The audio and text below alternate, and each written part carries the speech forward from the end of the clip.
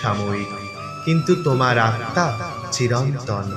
অস্ত্র তাকে কাটতে পারে না, আগুন তাকে পোড়াতেও পারে না, জল ভেজাতে পারে না। তুমি শুধু দেহ নয়, তুমি অমর আত্মা, তাই ভেঙে পড়ো না। হে প্রিয়, আমার উপর বিশ্বাস রাখো, কর্ম করো, ফল নিয়ে কখনোই চিন্তা করো না। আমি তোমার সঙ্গে আছি, তোমার প্রতিটি পদক্ষেপেই আমাকে পাবে। যে যতবার ভেঙে পড়েছে আমি তাকে ততবার উঠিয়েছি। তুমি শুধু দাঁড়াও, আমি তোমায় পথ দেখাবো।